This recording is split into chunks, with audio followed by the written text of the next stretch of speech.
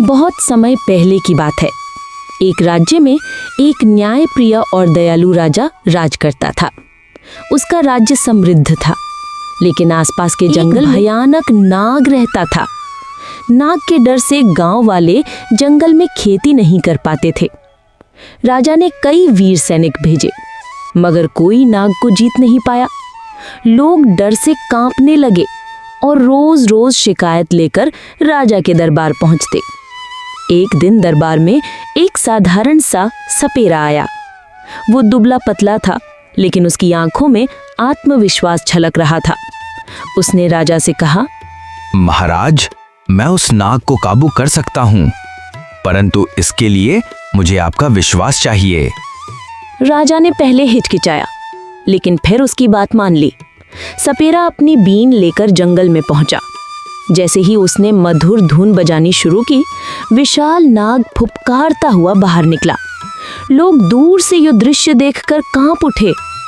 पर आश्चर्य, नाग धीरे धीरे शांत होने लगा। वो बीन की धुन पर झूमने लगा। सपेरा मुस्कुराया और बोला, हर जीव में क्रोध और शांति दोनों छिपे होते हैं।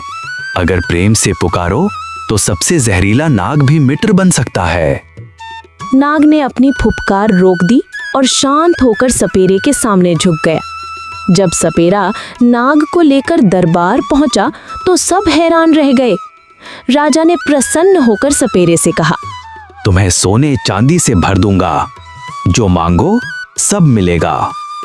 सपेरा मुस्कुराया और बोला, महाराज, मुझे धन नहीं चाहिए।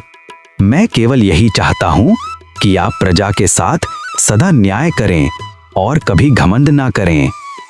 धन से राज्य बड़ा नहीं होता, बल्कि राजा की विनम्रता और दया से बड़ा होता है। राजा उसकी बात सुनकर गहराई से सोचने लगा। उसे समझ आया कि राज्य का असली बल धन या सेना नहीं, बल्कि प्रेम और न्याय है। राज्य में अब शांति थी, लोग खुश थे और राजा भी अपने वचन पर चल रहा था। लेकिन ये सुख ज्यादा दिन तक टिक न सका। एक नई चुनौती। कुछ महीने बाद पड़ोसी राज्य का लालची राजा वहां आया। उसने सुना था कि इस राज्य में अब लोग समृद्ध और निडर हो गए हैं। वो सोचने लगा, अगर मैं इस राज्य पर हमला कर दूं, तो इसे आसानी से जीत सकता हूं। उसने अपनी विशाल सेना भेज दी। खबर राजा तक पहुंची तो दरबार में हलचल मच गई। सैनिक घबराए हुए थे। राजा ने तुरंत सपेरे को बुलाया। सपेरा शांत होकर बोला, महाराज, युद्ध में केवल तलवार से जीत नहीं होती। कभी कभी बुद्धि और करुणा सबसे बड़ा हथियार होती है। फिर वो जंगल गया और उस नाग को बुलाया। सपेरे ने धीरे से कहा, मित्र, अब तुम्हें राज्य की रक्षा करनी होगी, लेकिन ध्यान रहे, हिंसा तभी करनी जब कोई और रास्ता ना बचे। नाग ने सिर हिलाकर हामी भर दी। जब दुश्मन की सेना सीमा पर पहुंची तो अचानक जंगल से वही विशाल नाग निकल आया। उसने इतनी भयंकर फुफकार की कि दुश्मन के सैनिक डर से भागने लगे।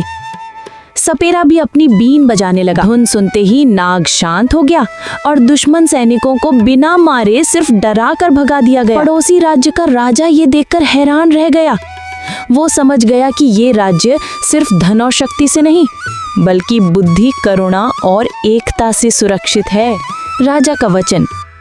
युद्ध टल जाने के बाद राजा ने दरबार में सबके सामने घोषणा की, आज मैंने सीखा है कि राज्य की असली ताकत न तलवार है, न सेना, बल्कि जनता का विश्वास और मित्रों की निष्ठा है।